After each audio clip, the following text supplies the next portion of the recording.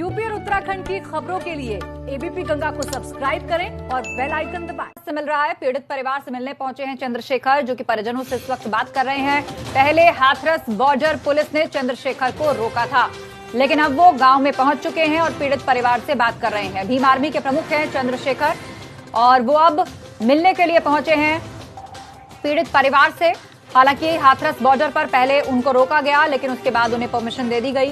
वो पहुंचे हैं पीड़ित परिवार से मुलाकात करने के लिए। आपको बता दें कि प्रशासन ने 5 लोगों को मंजूरी दी हुई है कि कोई भी 5 लोग मिल सकते हैं। ऐसा नहीं है कि पूरे कार्यकर्ताओं का रेला लेकर या कोई संगठन जो है बड़े पैमाने पर अपने सदस्यों को लेकर यहां पहुंच सकता है, क्योंकि धारा 144 लगी हुई है। तो कोई भी पार्टी, संगठन, समूह, मीडिया कोई भी मिलना चाहता है तो इन बातों का ध्यान रखा जा रहा है और 5 लोगों को परमिशन दी जा रही है कि वो अंदर जाकर मुलाकात करें। इससे पहले आरएलडी और समाजवादी पार्टी का भी प्रतिनिधिमंडल मिलकर जा चुका है और अब चंद्रशेखर पहुंचे हैं, भीम आर्मी के प्रमुख। और तस्वीरें हम आपको दिखा रहे हैं कि मीडिया वहां पर उपस्थित है, रिपोर्टिंग वहां से चल रही है सबकी। इससे पहले हाथरस बॉर्डर पर चंद्रशेखर राव को रोका गया था, लेकिन अब उनको जाने दिया गया है। मुलाकात पीड़ित परिवार से करने के लिए पहुंचे हैं चंद्रशेखर। गांव में पुलिस का सख्त पहरा है और आप आवाज भी सुन सकते हैं। 5 लोग पुलिस कह रही है, क्योंकि प्रशासन के ऑर्डर्स हैं कि 5 ही लोग जा सकते हैं परिवार से मिलने के लिए।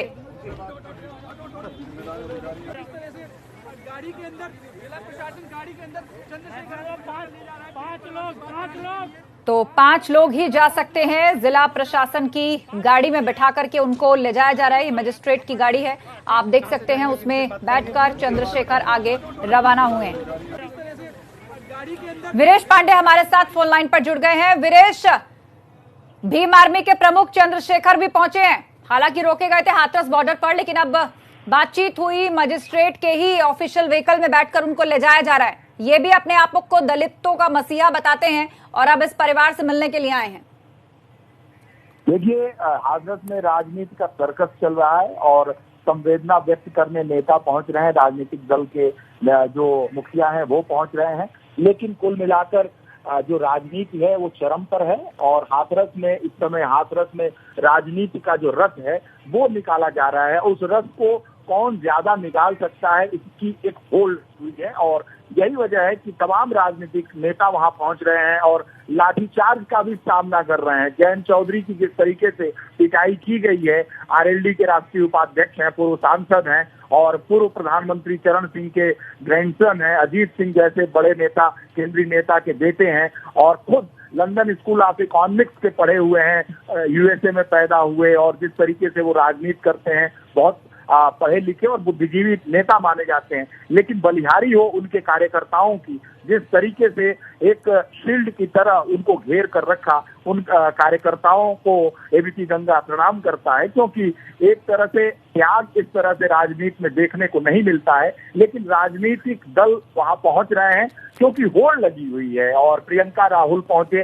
सबसे पहले अगर हम बात करें राजनीति की, तो हाथरस मामले को आम आदमी पार्टी के नेताओं ने उठाया, संजय सिंह ने उठाया, केजरीवाल ने उठाया, लेकिन कहाँ गए आप गायब हैं और आपके बाद तमाम तरह के लोग आए हैं वहां पर। और उसी क्रम में राहुल, प्रियंका, समाजवादी पार्टी का जो प्रतिनिधिमंडल वहां पहुंचा, धर्मेंद्र यादव, अक्षय यादव परिवार के 2 पूर्व सांसद पहुंचे और नेतृत्व था नरेश उत्तम पटेल का, जो प्रदेश अध्यक्ष है समाजवादी पार्टी के। राष्ट्रीय अध्यक्ष अखिलेश यादव लंदन में है, अपने घरेलू काम की वजह से लंदन में है और वो कब आएंगे इसकी जानकारी पार्टी को नहीं है और पार्टी कह रही है कि वो क्वारंटीन होकर जो एक प्रक्रिया है होते हुए कब आएंगे, यानी उनको आने में 20-25 दिन होगा। लेकिन उनके प्रतिनिधिमंडल वहां पहुंचे हैं।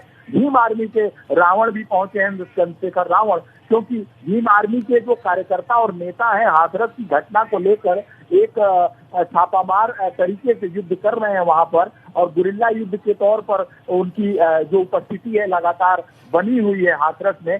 ऐसे में मायावती ने जब कड़ा रुख अख्तियार किया, जब 3.5 साल की सरकार में मायावती का जो रुख था, यानी प्रेस कॉन्फ्रेंस में जो उन्होंने हल्ला बोला, मुख्यमंत्री पर सीधे हमला किया और ऐसा हमला मुख्यमंत्री पर इस 3.5 साल में किसी भी पार्टी के राजनीतिक दल के मुखिया ने या कार्यकर्ता ने या नेता ने या महासचिव राष्ट्रीय उपाध्यक्ष ने नहीं किया था। और जिस तरीके से मायावती ने हमला बोला, सीधे उन्हें मठ में यानी गोरखपुर जाने को कहा और वहां भी नहीं संभल रहा हो तो अयोध्या में राम मंदिर निर्माण की जिम्मेदारी सौंपने को कहा। बड़ी तीक्ष्ण और बहुत ही कड़ी भाषा का प्रयोग मायावती ने योगी आदित्यनाथ से किया था और जो आरोप लग रहा था मायावती पर कि वो भारतीय जनता पार्टी और इस योगी सरकार की बी टीम के तौर पर, प्रवक्ता के तौर पर काम कर रही है, उसके बाद से मायावती के हमले के बाद से अन्य जो राजनीतिक दल हैं उनका हमला भारतीय जनता पार्टी पर और बढ़ा और इस सरकार पर बढ़ा और एक होड़ लग गई हाथरस में पहुंचने की और हाथरस में जाकर